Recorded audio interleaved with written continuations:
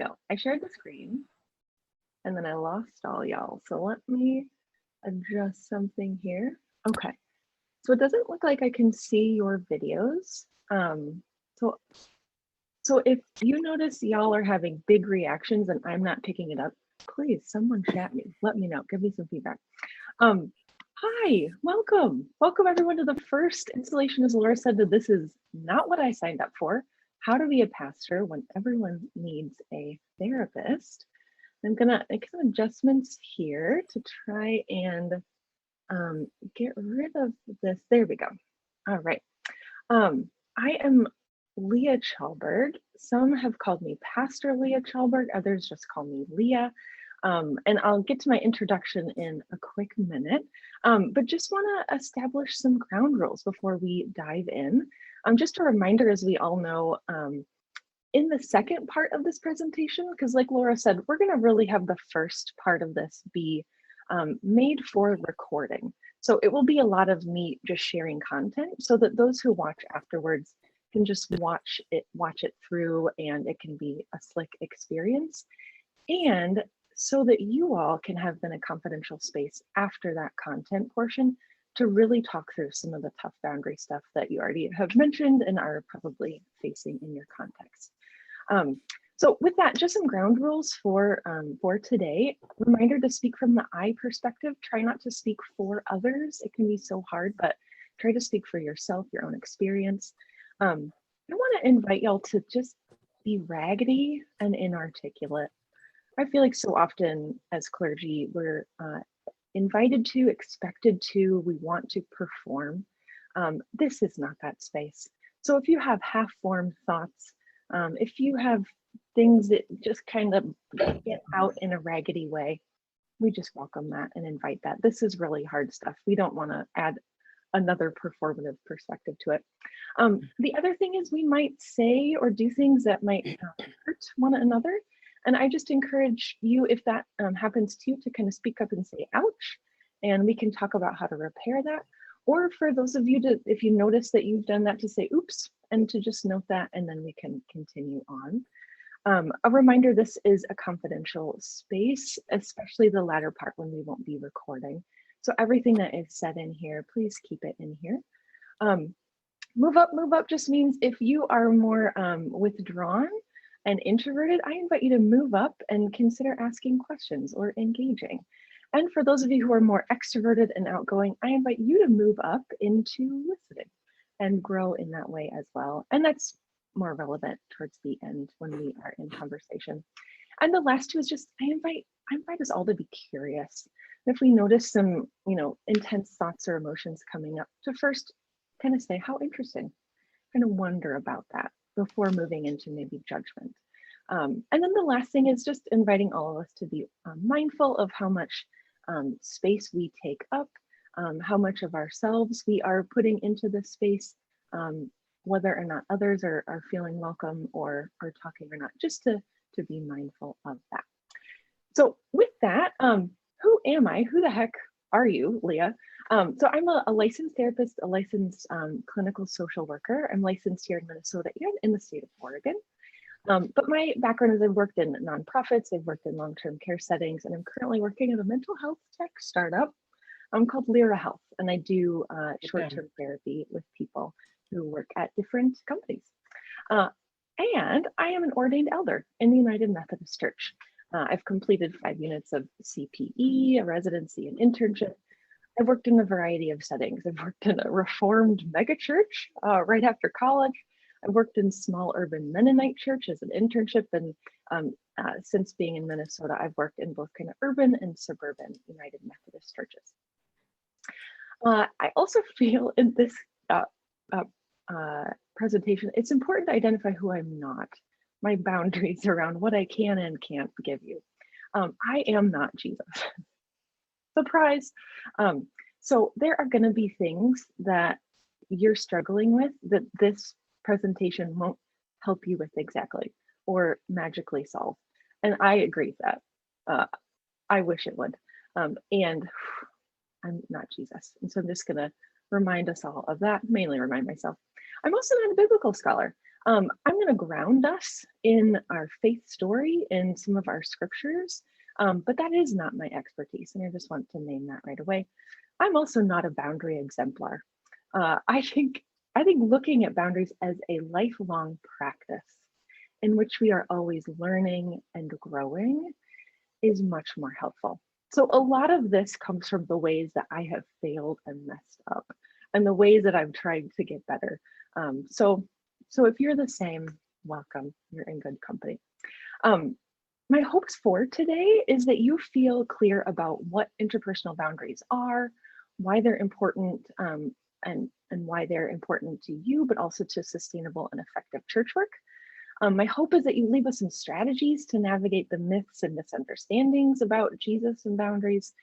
And my biggest hope is that you'll feel more confident and able to continue to strengthen your own spiritual practice of boundaries. I do want to make a quick point here. Whenever we talk about boundaries, there is a huge dynamic of power and privilege. People with historically marginalized identities, women, BIPOC, people in the LGBTQ community, do often have more difficulties setting, communicating, and maintaining boundaries because of the socialized response to that. I just want to name that. And because this is intended to be practical and to give you things that you can do, we aren't focusing on how to shift those larger systems of power, though I think you can in some ways by shifting what you can control. We are today focusing on how to use the power that is available to you and within your control. So I just want to name that up front. So like we said, this kind of first half, we'll start with just the content. I'm going to throw a lot at you. It's going to be fairly fast paced. I'm going to send you these slides afterwards. So, I tried to pack them full of stuff so that, when you read over it afterwards, you're not like, well, what did that refer to? They'll be on the slides here if you feel like you missed something. So we'll start with kind of general boundary stuff. We'll move on to kind of boundaries and Christianity and Jesus, and then into specific skills. And in the second part, I'm going to aim for this to be at 11. Say a prayer for me. We'll move into the interactive time where I invite you to, ask questions, respond, bring up specific cases. So what that means for this first time is if you have questions about like a clarifying question, like, well, what did that mean? Please ask those. Ask them in the chat, or if I'm not noticing it, unmute and just interrupt me. But in this first part, if you have a case that's coming up, I invite you to hold on to that, and we'll then talk about that in the second half. Cool. All right. So the important context in which this presentation exists is in kind of this 3-part, potentially 4-part series, which is kind of how do we be pastors when everyone else needs therapy? Boundaries are really, really complicated. And so I want to start today by saying, being pastors when everyone else needs therapy starts first with our interpersonal boundaries. And that's what today will be focused on. And the reality is that boundaries as a clergy person are really multifaceted, and they include our organizational boundaries, our role boundaries, the kind of cultural boundaries that we run into in our churches, and then the application of all of that. So there's no way we can address all of that in the way it deserves in an hour and a half. So we're going to kind of work piece by piece. And today we're going to start with our interpersonal boundaries, because to do these other ones well, to practice our organizational cultural boundaries and applying all of this in effective ways, we've got to get our house in order, to quote Isaiah. We need to really strengthen and work on our own interpersonal practices, and then the rest builds on that. Kind of with that, I do want to name just a quick note about power, being a pastor or clergy person, because I know not everyone's in congregational settings. There are some chaplains here. Being a pastor and boundaries, this relationship, it's really complex. And so we will address it in its specificity throughout this whole series. And today we're going to kind of have in the background, we've learned about the dynamics of power in our role. We've developed personal beliefs about our power and how that can look, how that should look. and we're held accountable for how we steward our power. So today, when we talk about kind of the boundary issues when it comes to power, our focus today in the context of interpersonal boundaries is to, how do we name, communicate, and maintain our personal limits regarding how we want to use our power. And, our limits regarding our power help us steward it well. We want to be proud of how we relate to our power. And so having our boundaries around that is kind of how we're going to get at it today. Our power also comes from organizational and cultural things too. We're going to address those in later seminars. So with that, I thought it would be helpful to just be really clear about the important differences between being a pastor and being a therapist. And I think this is really important because we're in a cultural era, we have been for a few decades, where pastor as therapist or pastor as therapeutic presence has been culturally dominant. And the difference between a pastor and a therapist, whether it be in one-on-one conversations or in group settings or overall, it has gotten really, really blurred. And so this is where I come from. I invite you to think, well, yeah, this makes sense for me, or oh no, this doesn't so much. But this is, I give this to you, you kind of percolate on it. But here's how I see the difference. So the role of a pastor is to consult and co-create with people across the change spectrum, people who hate change, people who love change, everyone in the middle, all those people who are creating an organization and that organization has varying needs around change. That's why the job is so hard, right? That's a super complicated role. So that's the pastor's role. The therapist, however, the role is to collaborate with individuals, dyads, so two people, and families or kind of units, groups, to create positive changes in their lives. So we've got kind of a consulting and co-creating with a group and an organization versus more specific collaborating with specific units in a specific way. Then there's the environmental difference. So the environment of the pastor is to create a context, a church community, faith community, create a context within which the conditions for positive change can be experienced by many different people. Very complex. Whereas for the therapist, the environment is working within a clearly defined context that can be specifically responsive to individuals, dyads, or families' needs as they work towards creating positive changes. And so with the role in those environments, then the difference in boundaries is this. So for pastors, the purpose of our boundaries is kind of twofold. One, to steward ourselves and our context effectively and sustainably, to create the conditions for positive change. Notice, not the change itself, the conditions. And then the second, to outsource certain kinds of change-making processes so that they can occur within contexts that can be more specifically responsive. This is all abstract, but we'll get to it in a little bit, just kind of painting a picture. Whereas the therapist, the purpose of therapist boundaries is to facilitate change-making processes for and specifically responsive to individuals, dyads, and families. And the way that I kind of sum it up is that the role of the pastor is more like a farmer. We've got an ecosystem of a whole bunch of different facets and members, and we're trying to steward it in a way that is effective and sustainable. Whereas therapists are more like veterinarians, like large animal veterinarians, where they have a specific role, they work with specific parts of that ecosystem.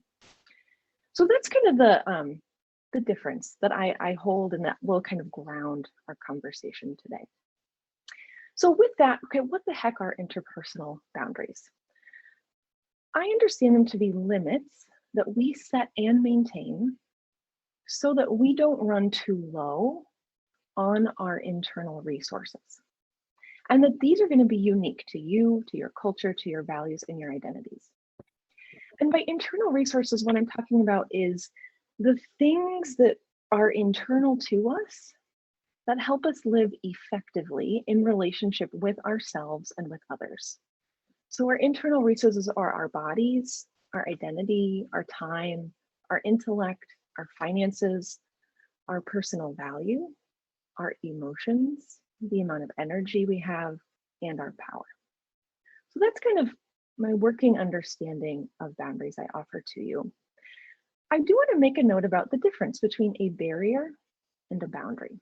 And I think in church settings, it's very complicated because historically, church boundaries and barriers have gotten intertwined, meaning kind of we live in a legacy where there have been clergy who've said that these certain boundaries are ordained by God when those boundaries were actually barriers rather than boundaries. And so in the present day, it, at least in my experience, has been difficult to set boundaries because of that historicity. And so I just want to be very clear about the difference. So a barrier, so they're both limits, but it's the purpose of those limits. So a barrier is the limit we set to prevent or hinder access, movement, or action. For example, not communicating our boundaries and then not responding is a barrier, like ghosting, as the young people say. Whereas a boundary are the limit that we set and maintain to help us move and act and or be accessible in ways we can sustain given our resources. So letting someone know our boundaries. So that's a difference that I encourage you to kind of think about. Is it preventing or hindering access, movement, or action, or is it helping us do so in sustainable ways? Now, as you've heard, and as I'll continue to talk about, I think rather than healthy or unhealthy boundaries, I think the concept of effective boundaries is much more helpful. Because effective means it does what it's intended to do. And so effective boundaries that do what they're intended to do, which is they help us not run too low on our internal resources. They help us have enough resources to spend on the things that matter most to us. And they help people know what we, will or will not do in our interactions with them. Effective boundaries, then, they tend to be clear and clearly communicated. Not too rigid, but not too flexible, and that they might change depending on the situation, but aren't flexed so much that they no longer protect what's important to you. And there's a way effective boundaries, they improve the health and vitality of the pastor and the congregation for two reasons. One, when pastors and thus congregations have effective boundaries, it reduces our vulnerability to boundary violations and harm, and it increases our vulnerability to joy and contentment and fulfillment because we, our parishioners, our churches, have enough internal resources to do the important things we care about. Now, I was actually talking with one of our United Methodist Church planters, and they said nowadays being a psychologically healthy leader and creating a psychologically healthy congregation isn't just good and virtuous, it's actually a congregational growth strategy, given what some of the needs are emerging in the generations that are growing up and looking for spiritual support. So just some things to be thinking about in terms of why boundaries are important. So we're going to talk about interpersonal boundaries today in three ways. We're going to understand how they're connected to our faith story. We're going to talk about how to practice effective boundaries with ourselves, and then how to practice effective boundaries with others. And like I said, we're going to move and groove fairly quickly.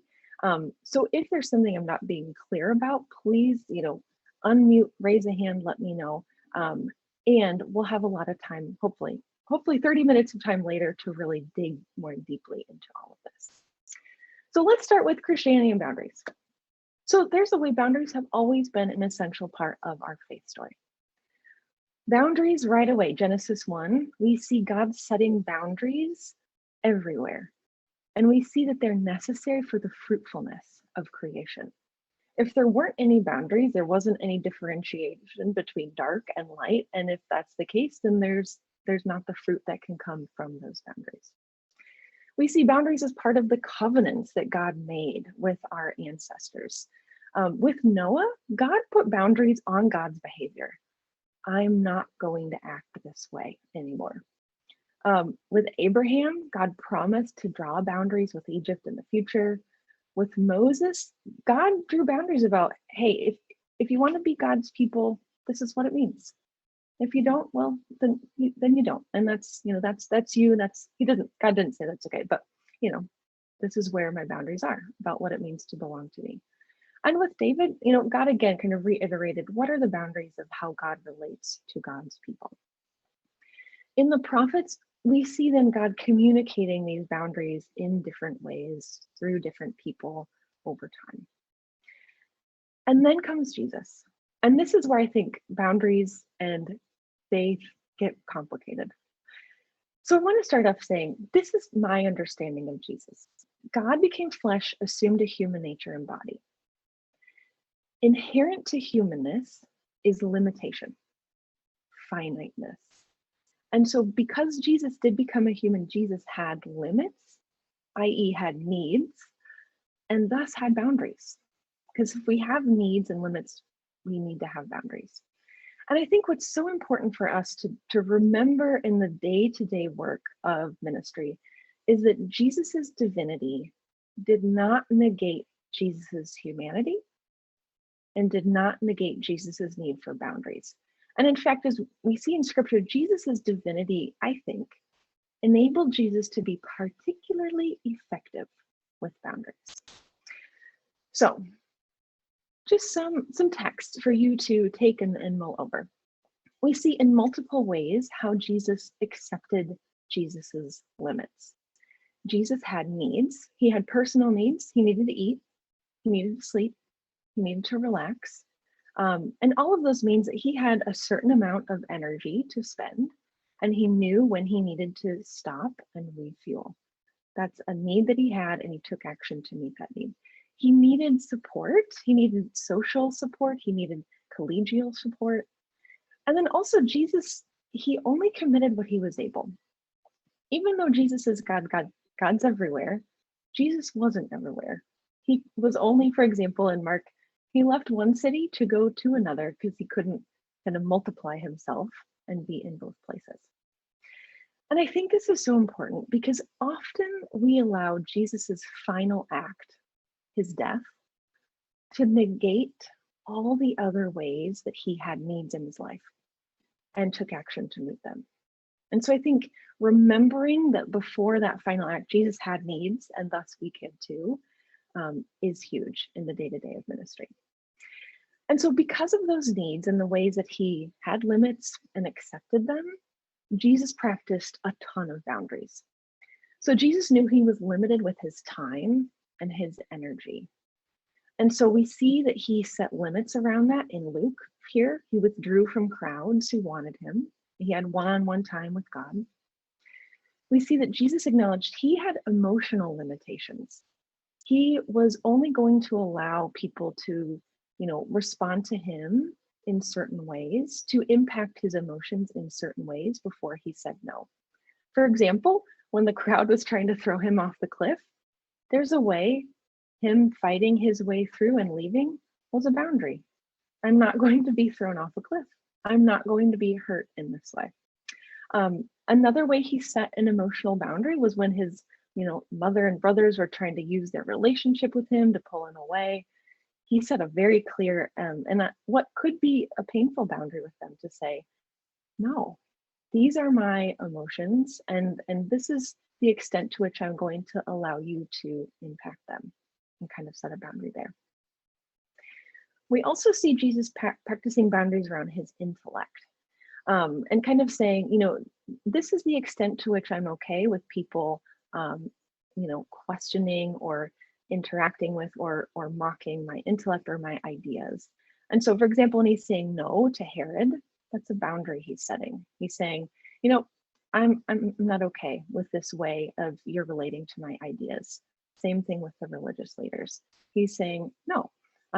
He's often able to do that in really effective ways, using story and incisive questions, but they were still boundaries. And then another way he practiced boundaries was he was really clear about his leadership and what he knew about how he wanted to lead. We see it when he was, saying no to Peter and the disciples who wanted Jesus to be a political king or a military warrior.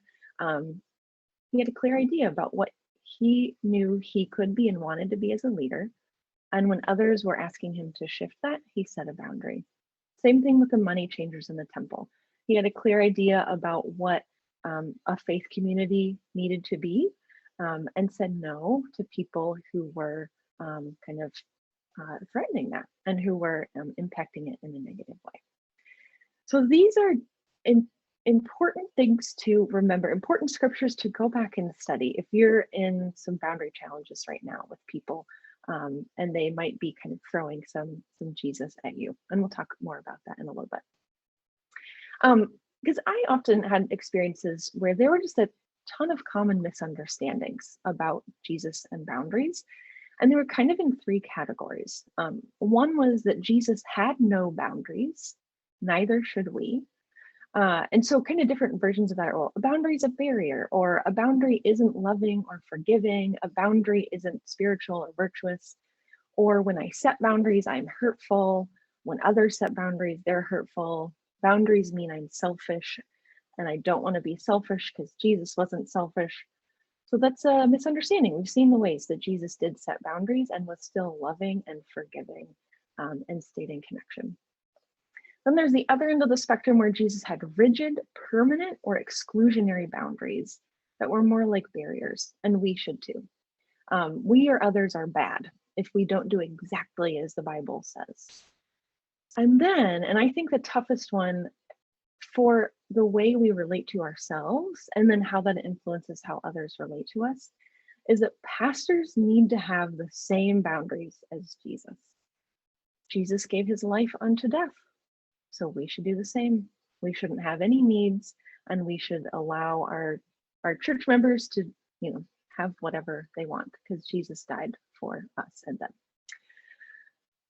So successfully navigating these boundaries first are grounded in an important theme that is going to come up again and again today. And that theme is the importance of getting comfortable and feeling confident with where you stand on something. It's really difficult to practice boundaries when we feel unclear, unsure, and uncomfortable with that.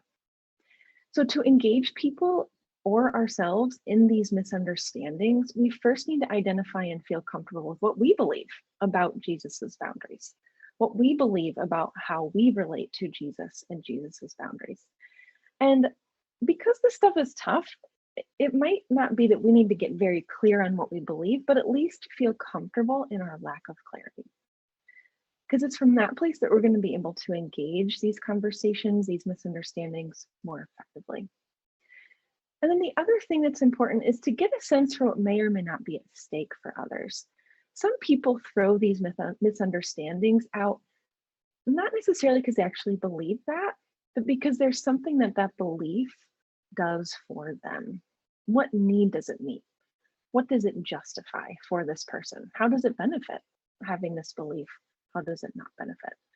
So first, getting clear and getting a sense for what's at stake is really essential in navigating those understandings. And then the next thing is grounding yourself in these biblical realities, which is Jesus practiced effective boundaries. In all of those examples we just went over, if he ran too low, he knew he couldn't do what's most important to him. So he set a boundary.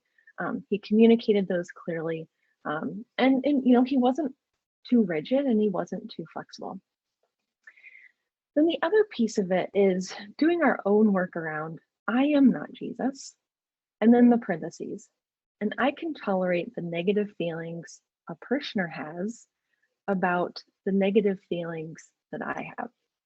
Are we okay that we aren't like Jesus? That maybe actually we have more boundaries than Jesus had, or maybe we have very different ones. Can we be confident and comfortable with that? And the other two pieces of that is we aren't responsible for the version of us that someone has created in their mind. That's a complicated statement, and we'll talk about some strategies to interact with that in a few minutes. But the other thing that we'll talk about a lot today is that, a lot of our challenges with boundaries in churches is that it's difficult to tolerate the negative feelings people have about our boundaries. And there's skills that we can learn in effort to do that. Okay, so We've got some initial understanding about how boundaries are connected to our faith story, i.e., Jesus had boundaries. He was very effective with them. You can too. So now let's talk about boundaries with ourselves.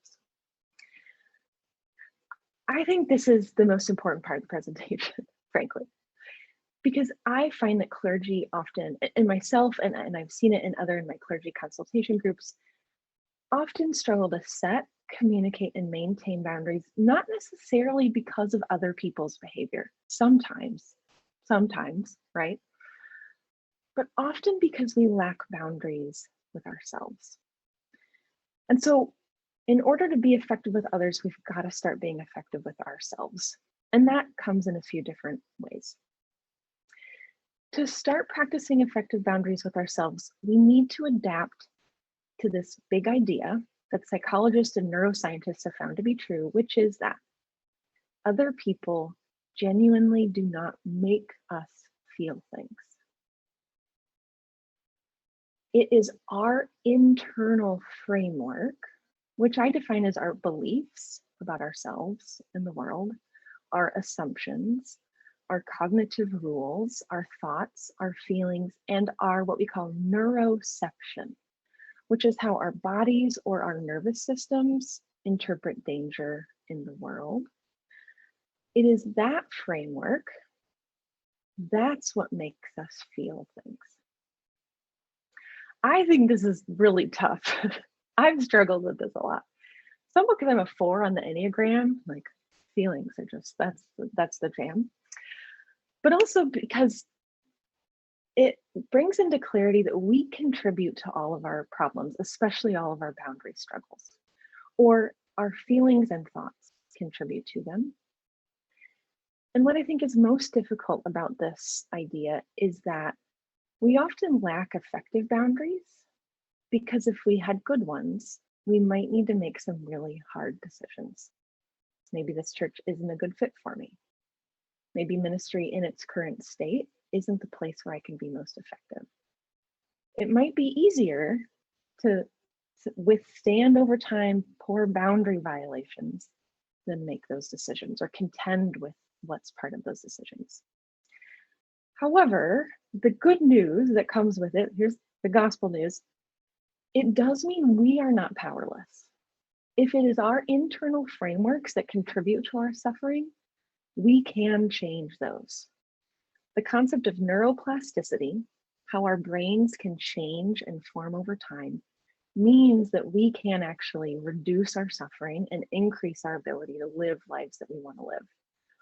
It also means we aren't responsible for other people's feelings. I'm saying this more aspirationally. I struggle with this so much, but genuinely, it's others' internal frameworks that make them feel certain ways. We are maybe a trigger of something or influence something, but we're not responsible for them. So the other piece I want to talk about are the most common ways that we violate our own boundaries with ourselves. We do this as pastors all the time, and it gets positively reinforced. Either we grew up in families where these behaviors were really great, and we're in congregations where us doing so, we receive praise for, we get what we want.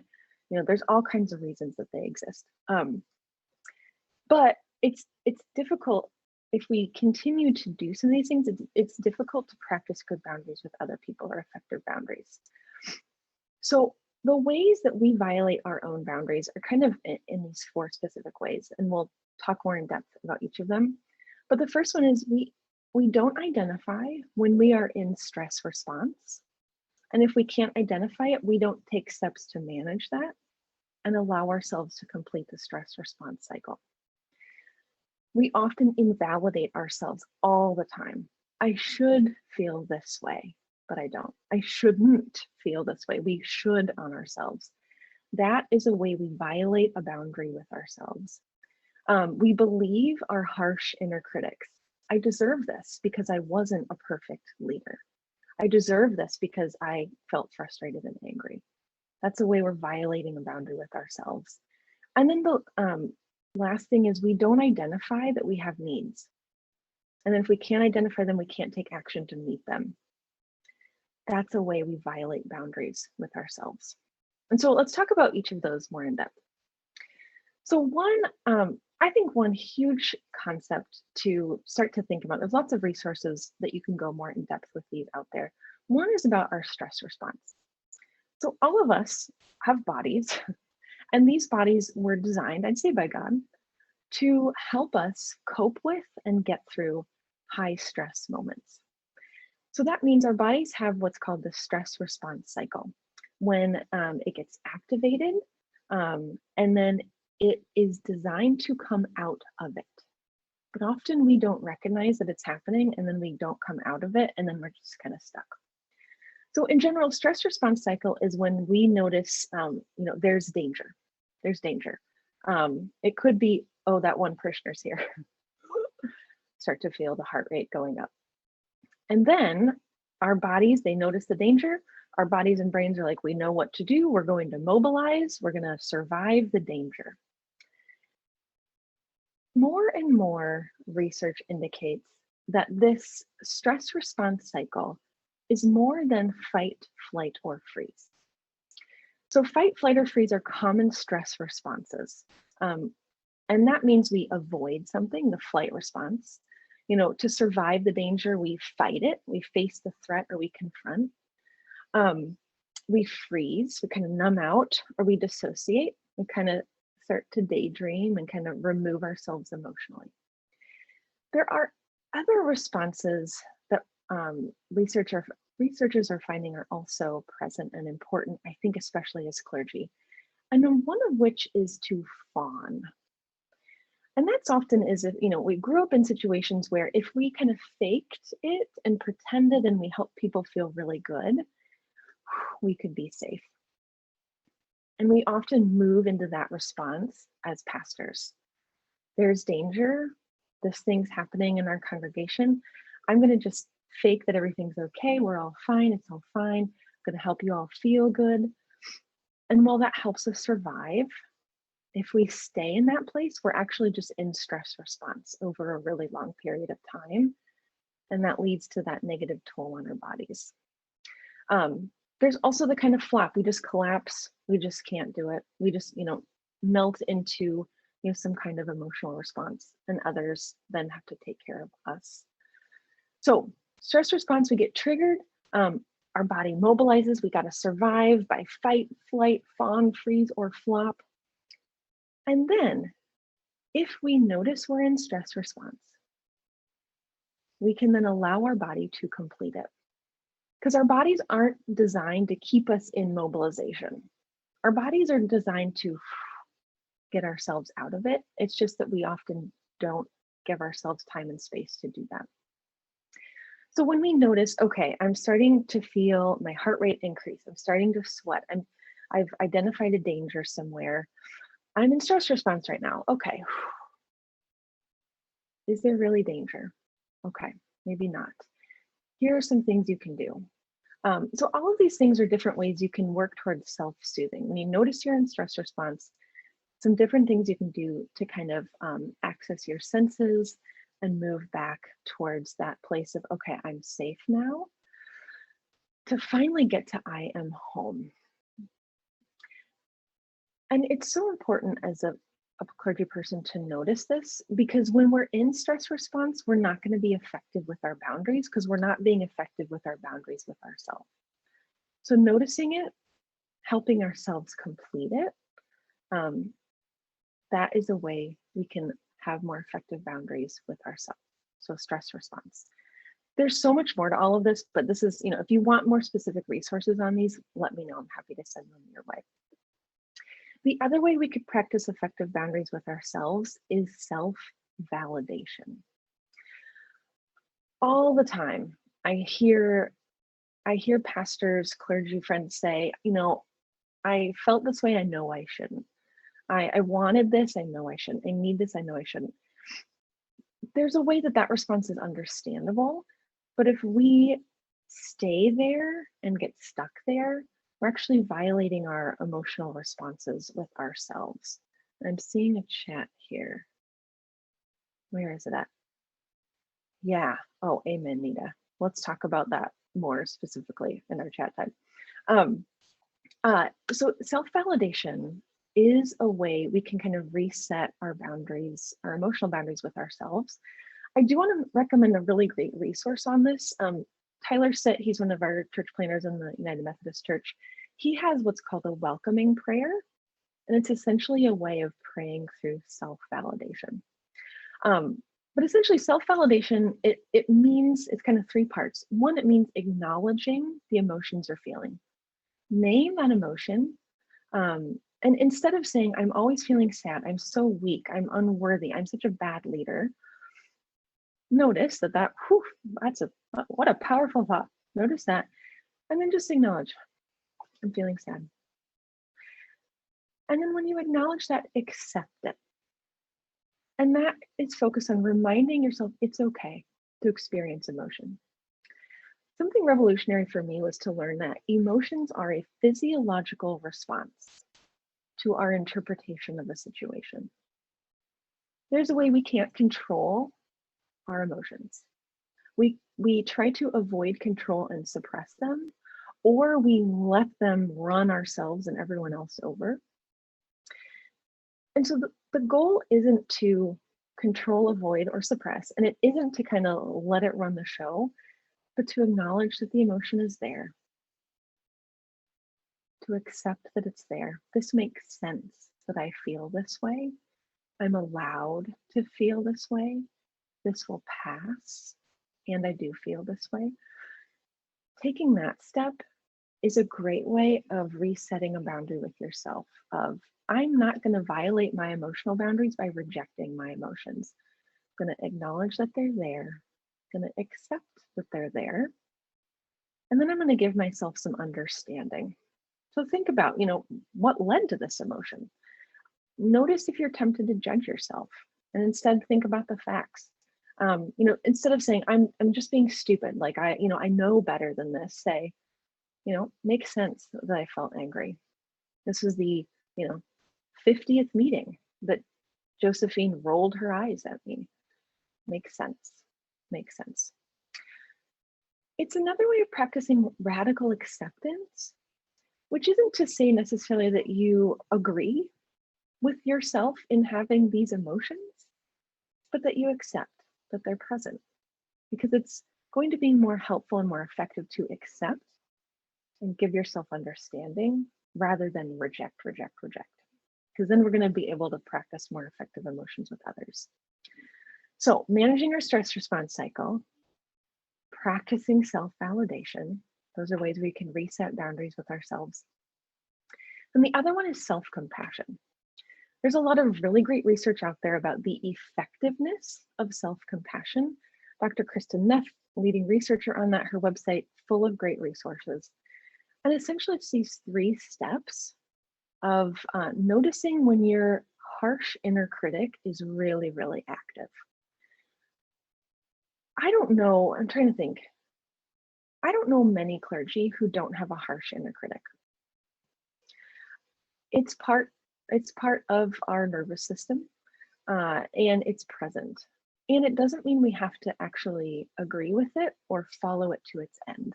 And self-compassion is a way we can set a boundary with our harsh inner critic. And there's kind of 3 steps to it. One is to acknowledge I'm having a moment of suffering. Ouch, this hurts, this is stressful. Second is to remember that suffering, we're not alone in it, that most pastors suffer in this way, many people suffer in this way, we all struggle. And extend kindness to yourself. That kind of classic, well, what would you say to a friend? What would you say to a parishioner? Genuinely, how can you say it to yourself? How can you help yourself start to believe it? So self-compassion are ways of kind of setting that boundary with that harsh inner critic so that we can then set better boundaries with others.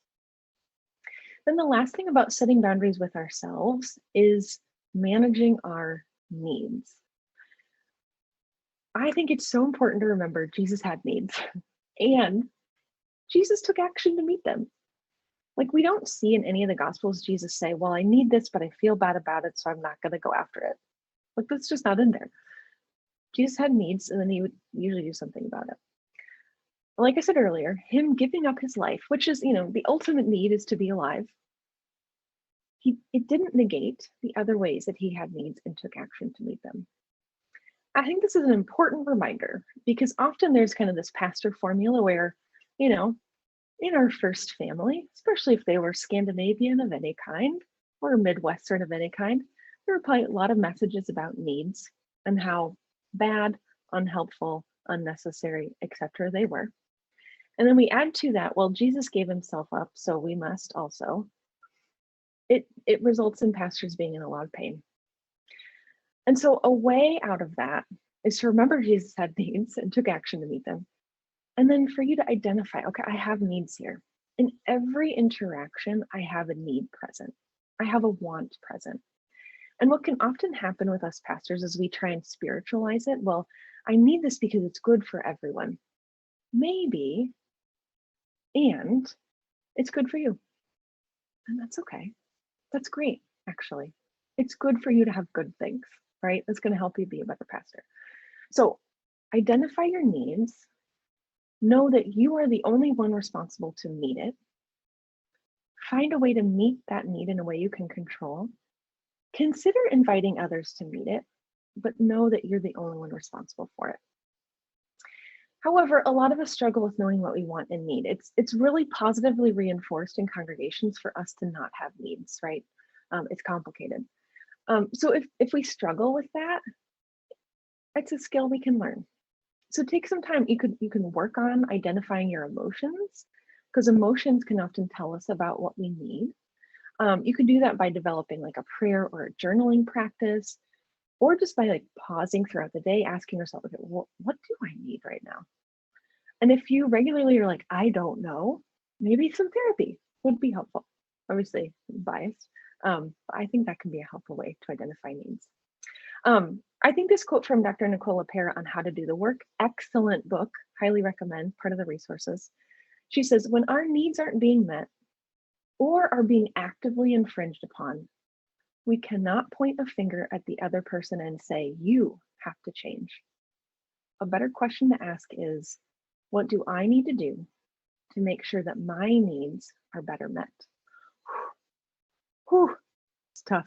It's a truth bomb, and it will help us feel better. All right. Whew. All right, we got 10 minutes to talk about effective boundaries with others. Then we'll turn that recording off, and then we can kind of throw in a bunch of stuff at you we can kind of process together. So how do we practice effective boundaries with others? Once we start to have a grasp of practicing effective boundaries with ourselves, we can continue and improve and grow in our practice of boundaries with others. One of the first steps is to slow down and get clarity. I've had a few of you email me about some of the boundary challenges you've either heard about or are facing.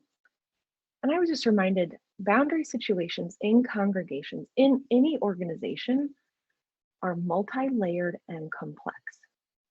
And this is where that boundaries with ourself piece is so important, because we often allow our inner critic or our lack of self-validation to keep us from seeing how complicated and difficult this is. I should be able to handle this. Why can't I do this better? That's a boundary within ourselves we need to set to say, makes sense that this is hard. Let's slow down and get clear. And so slow down and get clear. Okay, how many situations are present? And then how do we separate them so that we then can take one by one and figure out what's going on? What are the facts? And then from there, what do I need? What do I want? What am I asking for? What do I need to say no to? What am I hoping for from an interaction? So slow down. We're talking about practicing effective boundaries with others. Slow down, get clarity, and identify what you want and need. And then once we do that, there are some skills at communicating those boundaries. There's two common skills. These are taken from what's called dialectical behavior therapy. And one is for more direct communication of boundaries. That's called the Dear Man. And the other is more of a kind of subtle, indirect approach. It's called give fast. And yeah, we'll run through them, and I've got a few examples here. So Dear Man is very direct because it's basically when you're talking with others to reset a boundary or talk about a boundary, you describe the facts, you express how you feel, you ask, which means ask for something or say no, and then you explain why doing so would be helpful. And then the man part is kind of a way to do that. Stay mindful, appear confident, be willing to negotiate. Give fast is a more indirect approach. And honestly, if you've been in the congregation for a while and you're having boundary struggles, this is going to be your go-to, at least right away, at least at first. And that's, you start with being gentle and acting interested, validate, validate, validate, use an easy manner, be fair to yourself and others. Don't over apologize, stick with your values, and be truthful. So this is what these can look like. So let's say you had your incident with the altar guild parishioner. You set the altar in a certain way. Right before worship, they kind of yell at you. It's not how it's supposed to be. Oh, kind of big emotions. That's a boundary violation for two reasons. It's a spiritual boundary violation in that you as a pastor have a spiritual responsibility to be in a certain emotional space before worship. It's okay to ask for that and to set boundaries around that. Being yelled at or having some frantic conversation before that negatively impacts your ability to be present. We can often white knuckle our way through it, right? But we don't have to. We can set a boundary there. So that's the situation. So you can approach it directly, which would be maybe pull them aside and saying, hey, right before worship, you told me in a loud voice in a fast-paced manner, I needed to set the communion table differently because that's what the former pastor did. That's what they added. And you could say to them, I felt frustrated and embarrassed when you did this. And then your ask. If I'm doing things that are different than what you're used to, let's talk about it in a calm way after worship. You can say, when we talk about these things after worship in a calm way, it can help me be a better leader. I can figure out how to capitalize on the strengths of the former pastor as well as add to my own strengths. And then that man part, the mindful, what was it? Oh my gosh, I'm blanking on my acronym here. The mindful, appearing confident, being willing to negotiate. If you say this, they become reactive, change the subject. You can listen, validate, and then return to your request. I hear that, XYZ is happening and causing you to feel this way. And, I want to talk about this in this way rather than in this way. So that's a very direct approach. An indirect approach would be, pulling those aside, say, hey, I understand that you felt frustrated with how I set the communion table. I know it seems like you found the way the former pastor did things to be important and meaningful. Makes so much sense. You had strong feelings about it. Validate, validate, validate. I'd also like to try new things. It's actually important for me to learn about what worked in the past, as well as to bring my own gifts. And then the being truthful part, I'll struggle to be a good leader if the only time we talk about these things is in a hurried manner before worship. Here's a better way that works for me. So there's lots of different ways to apply these two, but Dear Man and Give Fast are some very specific strategies that we can use. The third step in effective boundaries with others is preparing for counter moves. There's so much to say on this. And it's taken from Dr. Harriet Lerner, her book on the dance of anger. She talks about how whenever we start to set boundaries with others, there's always a counter move. And it's often an expression of anxiety to get us to change back. And often I've found, and I've seen in others, when that happens in congregations, the pastor does change back and then spends the rest of their time in resentment and burnout. And so the step isn't to stop the counter move from happening, but to engage it differently. And to engage it differently, we need to know that it's happening. So let's say we're starting to set boundaries. Hey, I don't want to have these kind of conversations before worship. Oh my gosh, big reaction. understand, and here's where the importance of self-validation and compassion come in.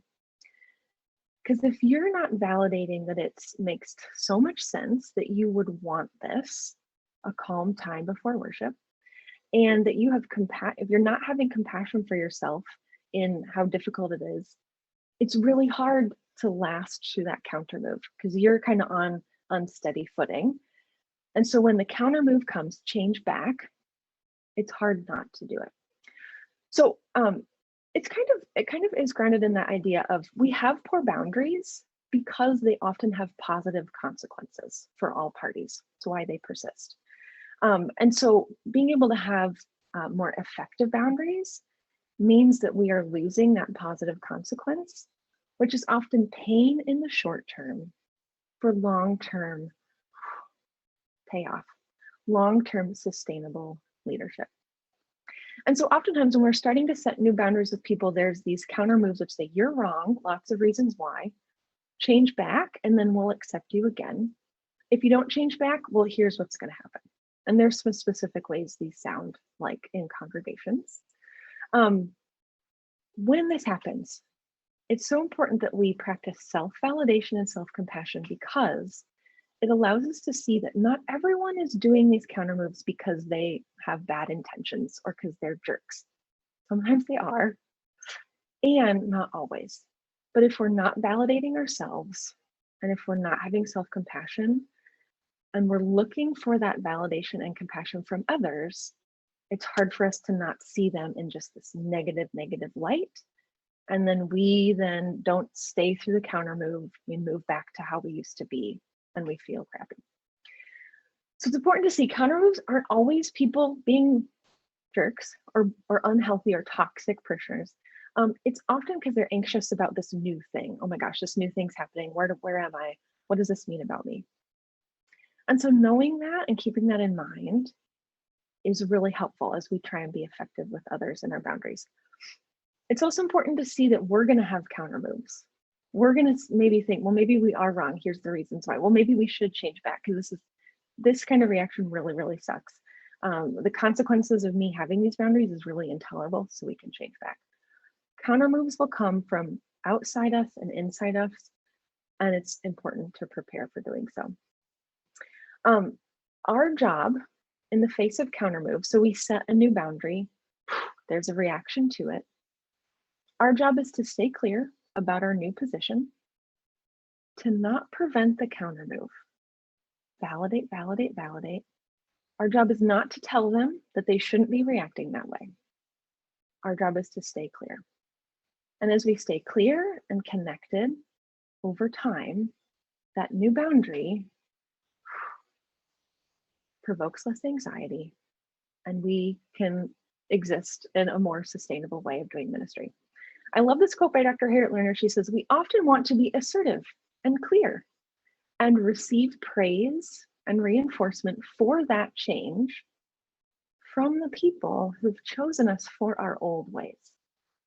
You know, there's people who follow us as a pastor because of how we've done things. So when we're starting to do new things, we can't expect them to embrace that right away. We have to maybe tolerate their distress to a point and move through it. Complicated, lots of caveats, but I think these are generally quite helpful. So I'm looking at the time here. So I just want to say that there are some pretty potent, painful counter moves that we can run into. And there's some strategies about them. But one really popular one in congregations is the counter move of using the Bible or theology or the church's mission. Well, this is our mission. That's why we do things, to get you to change back to your old boundaries. Here's some things to consider if that's happening. There are personal insults, but they're expressed in the language of theology. Aren't you supposed to be loving and forgiving like Jesus? That's a counter move. It's a really tough counter move. It's complicated. Some strategies to consider. Or the other very common one, counter move. I don't think I can stay at this church. I don't think I can continue this if you really mean that. If we're not validating and having compassion on ourselves, it's hard to see that for what it is, which is an expression of their anxiety. but it is. So anyway, all right. So those are some things. Oh, and the other classic one, which is that example, this is what Pastor so-and-so did. Why aren't you doing it this way? Well, you should do it this way. Again, if we aren't soothing the stress response that sends us into, if we're not validating ourselves with having compassion, it's really hard to not see that as a judgment. But it isn't always a judgment. It's maybe more an expression of like, well, what does it mean now that I do it differently? So things to keep in mind. The other things about effectively practicing boundaries with others is practice doing it. Practice communicating and reinforcing it.